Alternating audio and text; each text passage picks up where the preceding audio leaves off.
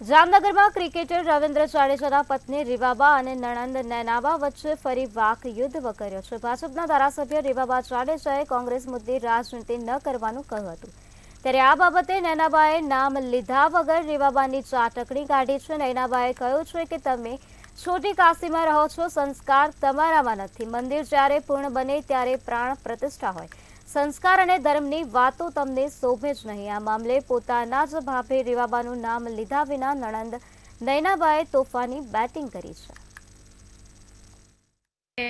એક ધારાસભ્યને એવું પૂછ્યું કે કોંગ્રેસ જવાની ના પાડે છે, ત્યારે એમણે જવાબમાં એવું નિવેદન આપ્યું કે આ કોઈ પોલિટિકલ એજન્ડા નથી કે પોલિટિકલ વસ્તુ નથી કે જેમાં રાજકીય રીતે વિચારવું જોઈએ અને ભક્તિની મેટર છે।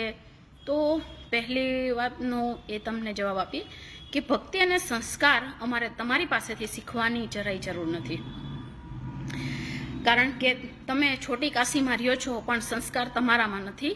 કારણ કે પ્રાણ પ્રતિષ્ઠા ક્યારે હોય?